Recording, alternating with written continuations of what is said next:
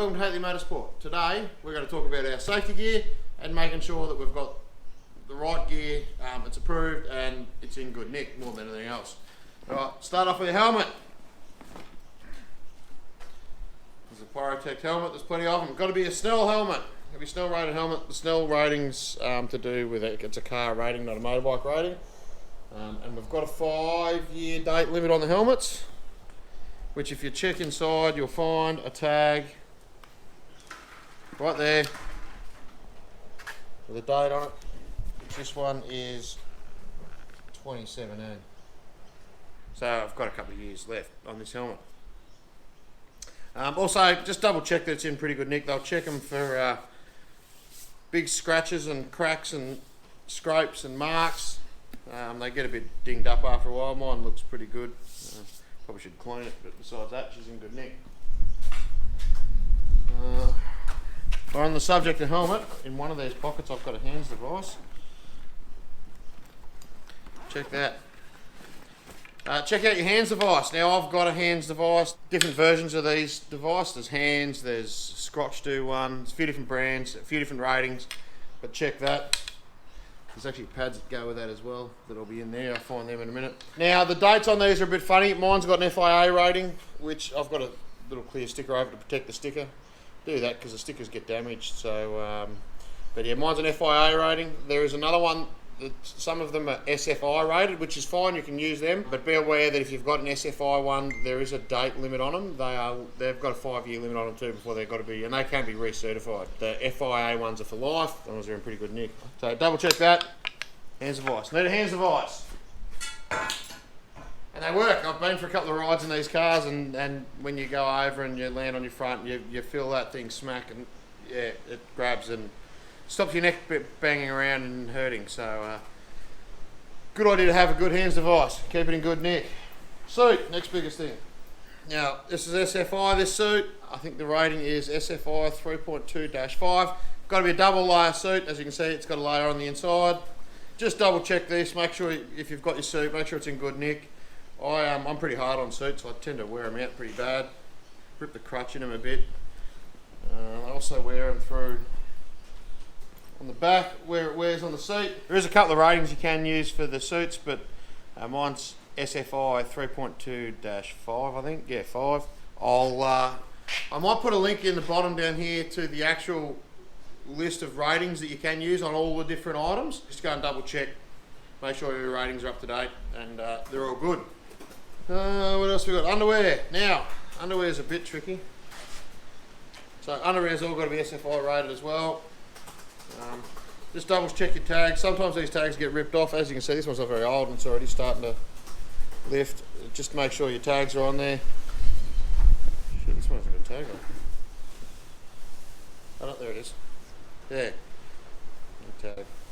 SFI 3.3. You need good underwear. Again, just check it for holes. Here's one that gets people a bit, your socks. Some of the manufacturers, I won't name names, but some of the manufacturers actually don't have a tag on their socks. These are FIA ones, which are okay too. Like I said, I'll put the link in the description.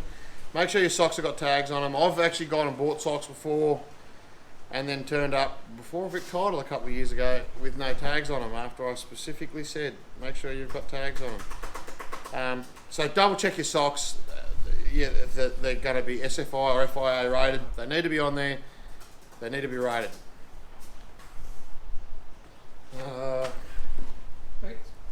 Boots. These are the things from your hands, of course. Boots. Need good quality race boots. Again, double check that they're in good nick, they're not worn out. I wear the toes out on them. These ones aren't very old, so they're pretty good. SFI, make sure double check your tags. I've got a couple of pairs of these boots, but make sure they're all good. Good laces. I don't know, that doesn't really matter. Gloves. Now gloves are going to be one of the things you really got to check out really good. I'm, again, pretty hard on my gear, and I'm pretty hard on gloves. Check between all the fingers. I tend to rip them. They tend to wear out. I've got a couple of pair of gloves that are actually worn out and got holes in them that I've been pinned on a couple of times. So just have a good look at your gloves. Again, they've got to be rated. Just inspect them, make sure that they're right and they're in good condition, because yeah, they do cop a bit of a flogging gloves. As you can see, these ones, like I said before, this setup's not very old, and the gloves are already starting to cop a bit of a hiding, so they don't last real long. So make sure you've got good gloves.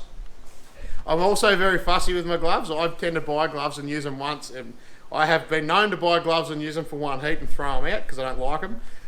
Those ones are okay. I've had other gloves that I literally had to grab the steering wheel that hard to stop it slipping out of my hands. They ended up with an arm pump and couldn't hang on to the steering wheel anymore. So I'm a little bit fussy with my gloves, but make sure, just make sure they're in good nick. Make sure they've got no holes in them. Should be good to go. And they've got the appropriate rating on them. That's what I need. See, spare boots, spare boots, spare gloves. Need a balaclava. This one's an old one, but it's still in reasonable nick. Again, needs to have your rating on it. This one's an FIA one. Like I said, there's a couple of different ratings. I'll put the link in the bottom, down the bottom in the description of all the ratings and safety ratings you need on all your gear.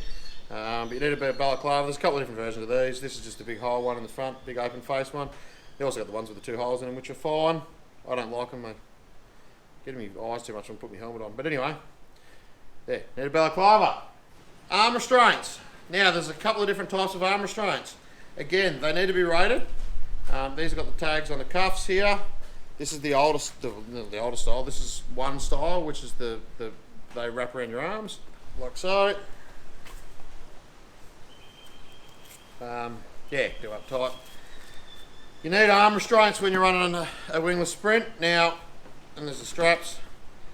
Again, these are tagged, I think. They are, yes. There's a tag down there.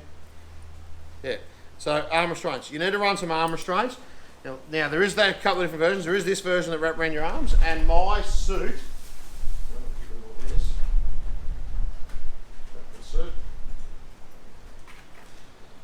Actually has built-in arm restraints as well. I use these ones.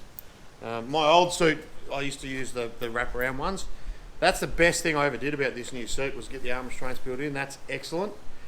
They're much nicer to use, but yeah, need to have some arm restraints. Again, they need to be rated. They need to be SFI rated or FIA rated. You need to have arm restraints. They need to be adjusted right. They will come down the dummy grid when you're ready to go out racing, and get you to lift your arms up and make sure that you're clipped in. I have seen guys get knocked and not allowed out to race because they didn't have their arm restraints on. So make sure you've got your arm restraints, and make sure that they're the appropriate rating, and make sure you've got them in the car and fitted, and you actually use them, because they won't let you race without them. Receiver, you need a receiver. This is not really a safety gear, but it's in here, so I'll talk about it. Make sure you've got a good race receiver. I've actually got a couple. I think there's another one in here. Yeah, look at that. I keep a couple of them just because these have let go. I'm always panicking about it. I buy new earphones every time because I've had these play up on me a couple of times, and it freaks me out because they'll black flag you if you're not listening to them. So make sure you've got your race receiver, and make sure it's got a good battery. Put a new battery in every time. It's a AAA battery. They're not very dear. Make sure you got a new battery in all the time. Anyway, righto. Make sure you got your receiver in there. Make sure that's in. Yeah, like I said, make sure you got a good battery for that. They'll let you know the channel at the driver's briefing before the race meeting that they're going to run on. But yeah, you need receiver, good earphones. Some guys actually clip these to their helmet. Some guys, I used to run it, just stick it inside my suit. My new suit's actually got a little pocket sewn on the inside of it, which is brilliant. That's a really good thing, and I'll probably do that on all my new suits. If it doesn't have one, I'll put one in. But yeah, race receiver. The other thing they wanted me to make a note of is your transponder, which is actually, I keep in my race bag. Clips on the front of the car, just down here. Oop. Before we go racing, we clip it on, charge it up, clip it on. Now, make sure, they used to keep a few of these, and people used to hire them. They used to, who didn't have a transponder. This year, that's not going to be an option.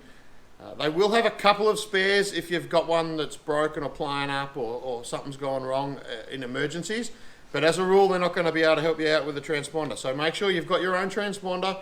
This is the older one. There is a newer one that's available. But go and buy a new one. Make sure it's charged up. Make sure it's activated. You've got to plug it into your computer, which I've got to do. Activated. Make sure your subscription's up to date. ready to go so that you can race. Otherwise, it will cause all sorts of hassles. I might even go and do that today because I know my subscription runs out about now and we're about to go racing. So I better do that. Yeah, so that's it for today. That's the last video in this series of videos of stuff to check for your race car. So if you go through all that series, I'll put a link to the playlist here. I think it's there. Yeah, up there. If you go through all that, you should be, it's not a definitive guide, but you should be pretty close to hopefully getting through daylighting and being ready to race. So just go through them all, make sure you've got all your gear, make sure your steering and suspension's good, your engine's good, your car's ready to go, your gear's ready to go, and you're ready to go. So we don't have to send you home from the track. Looks like restrictions are starting to ease up, so we're going to get racing soon. So try and get organised so we can turn a few laps and have some fun. Yeah. That's all for today. Like the video, subscribe to the channel, check out the rest of the videos in this series and make sure you're up to date and ready to go for the new season when we get fired up, which will be happening shortly, and we'll see you all at the track.